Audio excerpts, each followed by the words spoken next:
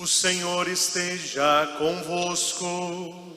Ele está no meio de nós. Anúncio do Evangelho de nosso Senhor Jesus Cristo, escrito por São Lucas. Glória a vós, Senhor. Naquele tempo, disse Jesus a seus discípulos: ficai certos, se o dono da casa soubesse a hora em que o ladrão iria chegar, não deixaria que arrombasse a sua casa.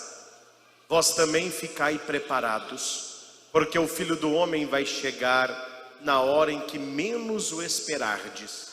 Então Pedro disse: Senhor, tu contas esta parábola para nós ou para todos? E o Senhor respondeu: quem é o administrador fiel e prudente que o Senhor vai colocar à frente do pessoal de sua casa para dar comida a todos na hora certa? Feliz o empregado que o patrão, ao chegar, encontrar agindo assim. Em verdade eu vos digo, o Senhor lhe confiará a administração de todos os seus bens. Porém, se aquele empregado pensar: meu patrão está demorando, e começar a espancar os criados e as criadas, a comer, a beber, a embriagar-se, o senhor daquele empregado chegará num dia inesperado e numa hora imprevista, ele o partirá ao meio e o fará participar do destino dos infiéis. Aquele empregado que, conhecendo a vontade do Senhor, nada preparou, nem agiu conforme a sua vontade, será chicoteado muitas vezes. Porém, o empregado que não conhecia essa vontade e fez coisas que merecem castigo, será chicoteado poucas vezes. A quem muito foi dado, muito mais será pedido. A quem muito foi confiado, muito mais será exigido. Palavra da salvação.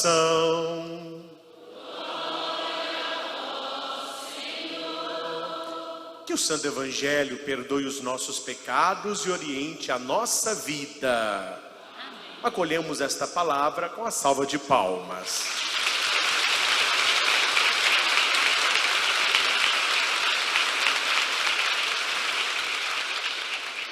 Vamos assentar um instante. Meus irmãos e irmãs, que bom estarmos juntos celebrando este tríduo em preparação à grande festa de São Frei Galvão. Uma festa que precisa acontecer dentro de nós para que seja verdadeira fora de nós. Aqui se coloca uma pergunta que talvez nem todos saibam, mas é preciso refletir. Por que a igreja festeja um santo? Qual o motivo de estarmos juntos celebrando o Frei Galvão? Poderia ser um outro santo ou santa. É porque a igreja está a caminho da santidade. Os santos são aqueles que já traçaram o caminho e já mostraram como é que se faz. Então, quando eu celebro um santo, eu celebro Jesus. Toda igreja, seja ela uma capela, seja ela uma matriz, seja ela um santuário, seja ela uma catedral, seja ela uma basílica, toda igreja pertence a Cristo. Toda igreja pertence a Cristo. Tanto é que a liturgia é muito clara para que não se coloque imagens de santo no centro da igreja.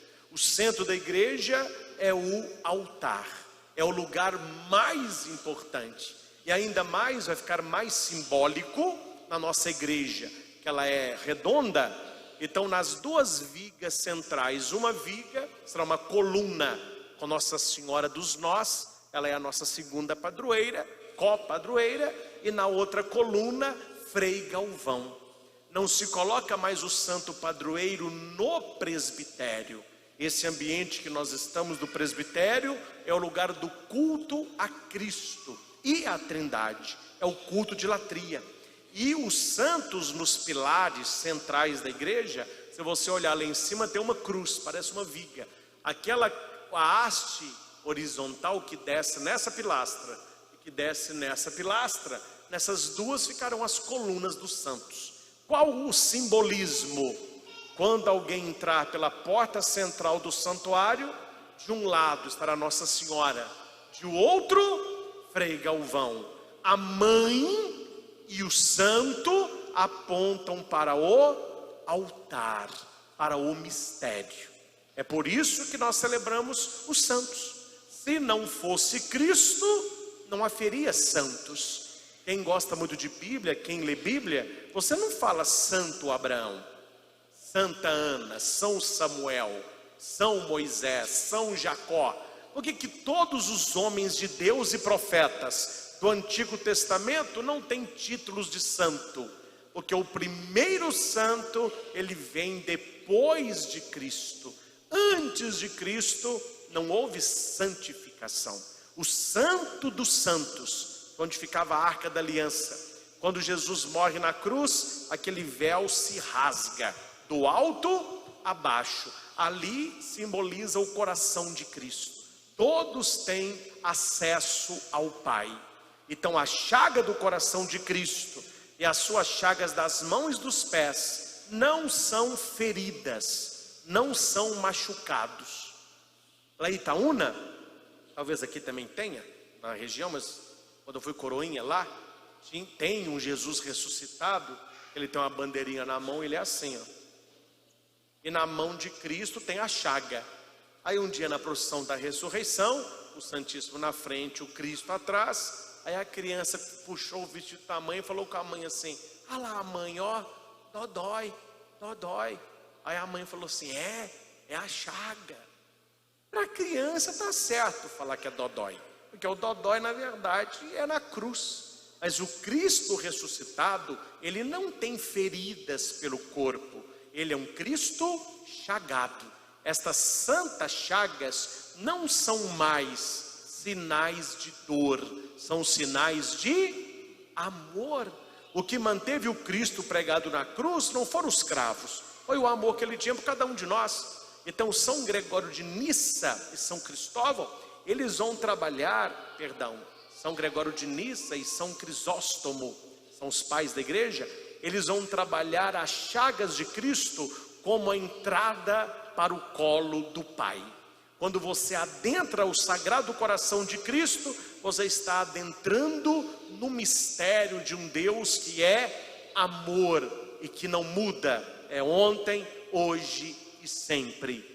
É por isso que um símbolo tão bonito, se alguém não entendeu, o entenderá, se alguém não viu, verá.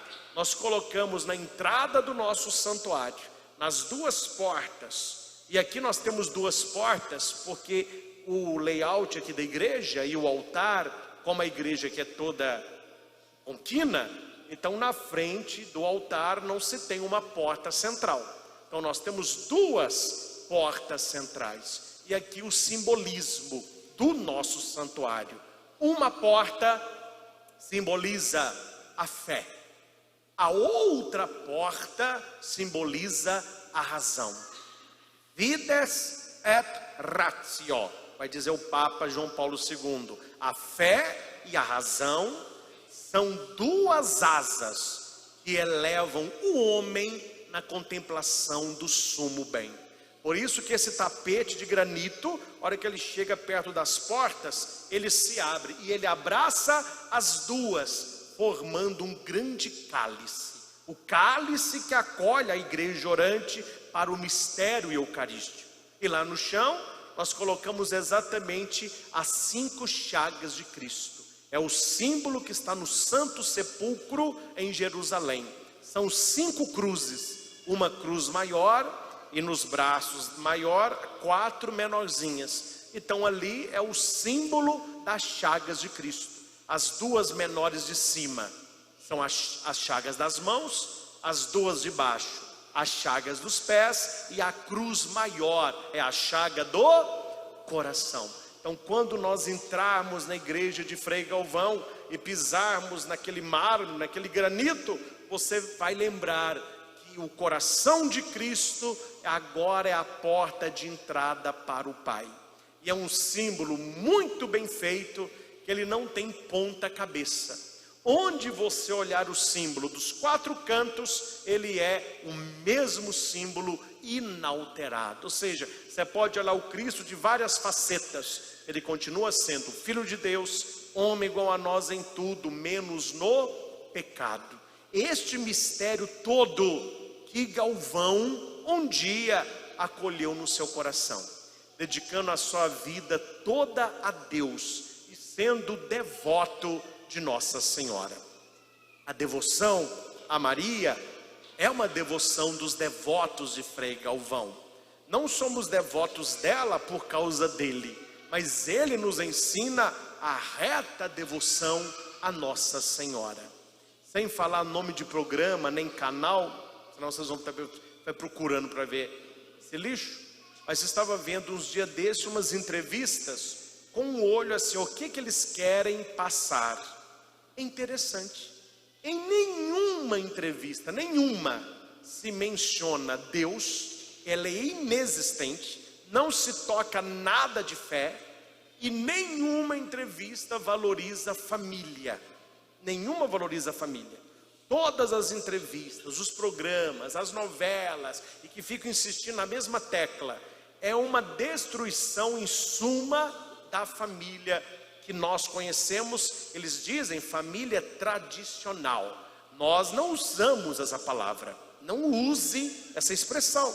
Quando você fala família tradicional, é que ela pode mudar, ela era de um jeito, agora é de outra. Você tem que citar, não, a família que eu acredito é a família bíblica. Não vem com esse papo de boi dormir, de família tradicional. É família bíblica. O que é uma família bíblica?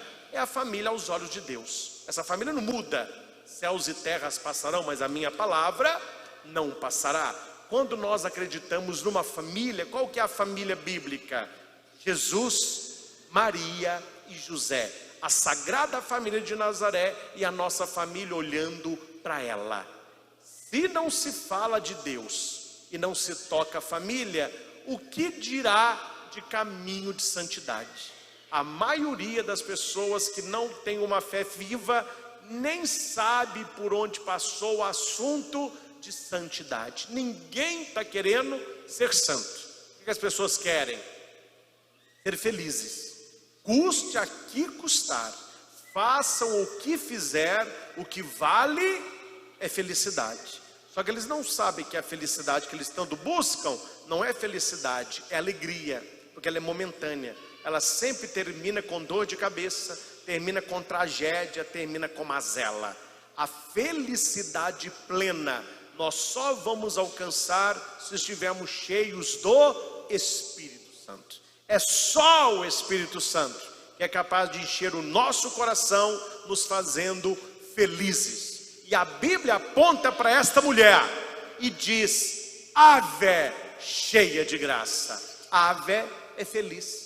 Feliz és tu, ó cheia de graça. Aí eu posso perguntar, por que Maria era feliz? Você pode responder, porque ela era cheia de graça. É isso que nós precisamos buscar, a graça de Deus, estarmos debaixo da proteção do Senhor, cumprindo a sua palavra, para que tenhamos uma vida reta de acordo com Ele. Maria se entregou nas mãos do Pai, e Deus fez o que fez, porque ela era obediente. Eis aqui a serva, faça-se na minha vida segundo a tua palavra. Meus irmãos, quantas e quantas vezes nós encontramos pessoas que rezam de maneira utilitarista, e tem televisões que pregam muito isso. Eu fico impressionado como que a pessoa tem cara de ir para uma TV, dar um depoimento que não tem nada a ver com o âmbito cristão. Não se tem testemunhos de âmbito cristão. São testemunhos que, com técnica, com método, com controle financeiro e aplicação daquilo que se chama pensamento business, do mundo business, a pessoa consegue aquilo ali sem rezar, sem rezar. Eu falo muito que aquilo que nós podemos, devemos correr atrás e conquistar, com trabalho, com estudo, com conhecimento, com técnica, com ferramenta, com habilidade, com conhecimento. Isso tudo a gente chega lá. Só que há coisas que isso nós não conseguimos. Aí entra Deus, o Espírito Santo, a graça de Deus, as virtudes do céu. E isso nós não ouvimos muito testemunho não. Eu era pecador, agora eu voltei a Deus. Eu era uma pessoa que mentia à vontade, agora eu estou falando a verdade. Eu vivia traindo a minha mulher, agora eu reconstruí meu casamento. A gente não ouve testemunhos desse tipo. Qual é o testemunho que atrai muitas pessoas? Antes eu usava telefone público.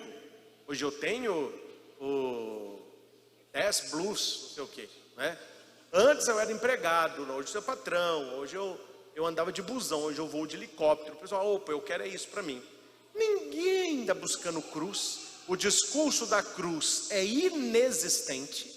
Não se refere à cruz. Você entra em certos templos, não se tem nem cruz, você vai ver. Porque não é aquilo que chama hoje. Já não está badalado. Eu vou na igreja, vendo um homem pregado na cruz. Não, isso não. Tem que falar de dinheiro, tem que falar de bem-estar, tem que falar de saúde, de vitória. O pessoal gosta da palavra vitória. Ô vitória, olha lá que eu vou. E o discurso, ele vai ficando um discurso arenoso, onde não se fala de cruz, onde não se fala de sacrifício, onde não se fala de oblação, onde não se fala do caminho estreito, né? Do caminho apertado, a porta apertada, do caminho estreito. Tem gente que acha que o céu sofreu reforma. Parece que alguém foi lá e abriu a porta, largou o caminho. Eu não fiquei sabendo se o céu está em reforma. A porta continua estreita, o caminho continua apertado e muitos não o encontram. E nós precisamos estar treinados para, no meio de tanta mazela, mantermos firmes no caminho e na porta, porque poucos passam por ele. Não foi eu que disse, não, foi Jesus quem disse. Então, se o Senhor disse, é porque a coisa não está boa. E se ele disse há 2000 anos isso, imagina hoje 2000 anos depois. Então precisamos, meus irmãos, ter uma fé viva, como fala o evangelho que nós escutamos. Tudo que nós temos voltará para a mão dos outros e um dia para a mão de Deus. Nós somos administradores. E se você tem na sua cabeça que você é administrador, você é mais tranquilo, você ajuda mais os outros, você tem uma vida mais leve. A palavra vai dizer que um grande proprietário pediu para os seus servos cuidarem da propriedade. E esse proprietário, esse dono, ele viaja. Quando este dono volta, Jesus está falando, felizes os empregados que ele encontrar trabalhando, acordados, fazendo o que tem que fazer. Jesus diz na leitura que um empregado pensou, meu patrão está demorando, talvez nem volte. Aí começou a beber, a comer, a bater nas mulheres, a maltratar os meninos. Aí Jesus diz, quando esse empregado voltar, numa hora inesperada e inoportuna, ele partirá este homem no meio e o fará participar da sorte dos infiéis. A minha pergunta é, você sabe quem é o empregado e quem é o patrão? O patrão é Jesus, os empregados somos nós. Ora, meu filho, que todo mundo começa a ver a avó pela Greta, todo mundo se converte. Hora que o mundo começar a acabar, que começar a acontecer tragédia, oh meu Deus, é uma conversão instantânea. Tem uma historinha que eu não conto muito não, porque é meio pesada, mas hoje eu vou contar. Que é sobre quem não quer converter nada. Quem não quer converter nada. Que um homem cheio de vício, fazia tudo errado. Uma noite ele bebeu bastante, como é a palavra que é para cá. Não tinha um amigo que o levasse em casa, então ele foi sozinho. E para chegar na casa dele, uma comunidade rural, entre o boteco e a casa dele, só 2 ruas. Ele tinha que atravessar a linha do trem. Aí ele foi andando, o pé dele garra entre a linha e aqueles marcos, e o cara fica agarrado. Ele puxa o pé não sai. Aí o cara fica lá, esperando não sei o quê. Nisso ele escuta, meu filho, o barulho de um trem. Ele vai ver no meio das árvores o farol do trem. Era um trem enorme de carga, e o cara estava preso na curva. Já era. Na hora, aí que acontece a conversão automática. A pessoa está levando uma vida igual o diabo gosta, mas hora que o bicho pega, que ela começa a fazer, ela começa a rezar. Ai meu Deus, é Deus, agora, né? Agora. Ai meu Deus, me salva. Se o Senhor me salvar, eu mudo de vida. Se o Senhor me salvar, eu vou ser um novo homem. Ou me salva. Ai, eu já sei porque o Senhor não me salvou ainda. É o cigarro. Eu prometo que eu não fumo mais. Aí jogou o cigarro no chão. Prometo que eu não fumo mais. E o pé não soltou. Ele foi e pegou a garrafa de cachaça. Oh meu pai, é isso aqui então. Eu prometo que eu não bebo mais. Jogou na grama a garrafa de cachaça. Puxou o pé não soltou. Ele falou, já sei o que é. Abriu a carteira, cheio de foto pornô. Falei, isso aqui, ó, essa pornografia. Joguei fora. Prometo que eu não vou ver essas coisas para poluir minha cabeça mais. Aí ele puxou o pé não soltou. Falei, já sei o que é. Eu estou traindo a minha mulher também. Olha, o homem, tudo que não podia, o homem fazia. Estou traindo a minha mulher. Prometo que eu não vou ligar para ela mais. Pegou a foto da mulher com o telefone, jogou no chão. Quando ele jogou a foto, que não tinha mais nada para ele jogar, o pé solta. Quando ele solta, ele sai andando, o trem passa. O cara fica lá. Quando o trem acabou de passar, ele olha para o trem indo embora e fala assim, nem para me ajudar, hein? Foi sorte. Cadê meu cigarro? Cadê minha bebida? Você entendeu a história? O que desenha? Na hora que nós estamos vendo a avó pela greta, se você sabe a expressão o que é, a gente está disposto a mudar de vida, de largar o pecado, de voltar para Deus. Eu vou ser um homem novo, vou ser uma mulher nova. Aí começa a ir à missa, começa a comungar, começa a ajoelhar, terço na mão, clamando. Hora que resolve, não todos, mas de 10, 9. De 10, 9 começam a voltar para os mesmos vícios antigos. Esquecem a graça de Deus e dizem, foi sorte. Jesus disse uma coisa pesada que a gente não gosta de escutar. Ele disse assim, quando você melhora e de ti sai aquilo que é ruim, vigia, porque se ele voltar, ele traz com ele mais 7, e você estará muito pior do que esteve antes. Não levante a mão, mas converse com quem frequenta alguém que é alcoólatra e será alcoólatra sempre. Alguém que é usuário de droga e é viciado sempre, ele está numa eterna vigilância. Pergunta para esta pessoa que está numa vigilância se a queda não é bem pior do que o vício que ele tinha. É uma bomba. A pessoa que está no caminho certo e ela tem a queda parece que machuca muito mais. Por quê? Porque essa volta ao mal. Tudo isso, meus caros, nós precisamos estar atentos.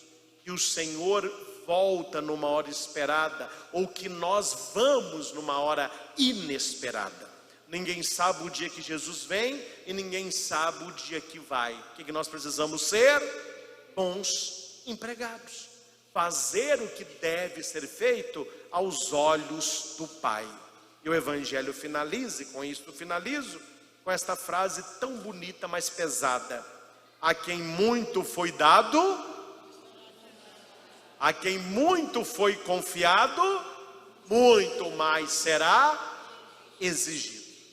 Há uma frase que é assim, um cristão que rouba uma bala comete pecado pior que um ateu que mata o irmão. Repito, um cristão que rouba uma bala comete pecado maior que um ateu que mata o irmão. Por quê? Supõe-se que o cristão sabe e o ateu não sabe. Que o cristão conhece e o ateu desconhece. que o cristão segue, o ateu não segue. E a Bíblia diz que para ele que não sabia, ele vai receber um castigozinho. Mas para quem sabia, vai ser um castigozão. Perfeito? Esta é a palavra da boca de Jesus. E não vamos adoçar a boca do mestre, que quando Jesus fala mais firme, tem gente que faz questão de dar uma adocicada. E o Senhor no Evangelho está falando firme. Se você não fizer o que deve ser feito, você vai ser pego sem estar preparado. E você vai participar da sorte dos infiéis. Que possamos, na intercessão de São Frei Galvão, olhando para a Virgem Maria, pedir que aconteça na nossa vida o que aconteceu na vida de tantos por causa da pílula de São Frei Galvão. Aquela minúscula pílula que a gente toma, está escrito assim na pílula: Postpartum virgo e violata permassisti Dei genitris intercede pro nobis. No português deu: depois do parto, ó Virgem, permaneceste intacta, Mãe de Deus, intercede por nós. Então, quando você bebe a pílula de Frei Galvão, olha que interessante, a pílula é de Frei Galvão, mas você bebe a pílula pedindo a intercessão de quem? De Nossa Senhora. Frei Galvão, e nós temos muito isso aqui, e não é à toa, é providência de Deus. Tem alguns anos no meu ministério, nas minhas viagens, que onde a gente vai, padre, reza para as mulheres engravidarem. Onde a mulher não pode engravidar, pede para o padre rezar que as mulheres engravidam. Depois, já tem alguns anos, Dom José me pede para ser o reitor aqui do santuário e acabar esta obra, né? E eu comecei a ler a vida de Frei Galvão. O primeiro milagre de Frei Galvão foi com uma mulher que estava com problemas no parto, na gestação, com neném. Frei Galvão escreve num papel essa frase e fala: pede para ela beber. A mulher bebe, o neném nasce com tranquilidade, a mulher recupera a saúde e todos atribuem a Frei Galvão o seu milagre, o primeiro milagre com um bebezinho. E olha que bonito, toda a misa da família aqui, nós clamamos isso. Que Deus possa abençoar as crianças de colo, as mulheres grávidas e as mulheres que desejam engravidar. É a providência e a previdência de São Frei Galvão, também por intercessão de Nossa Senhora. Que celebrando a festa do nosso santo padroeiro, nós possamos buscar ainda mais as coisas do alto e fazer o que o Senhor nos pede. Conheçamos a sua palavra para que possamos caminhar pelo seu caminho. Louvado seja nosso Senhor Jesus Cristo.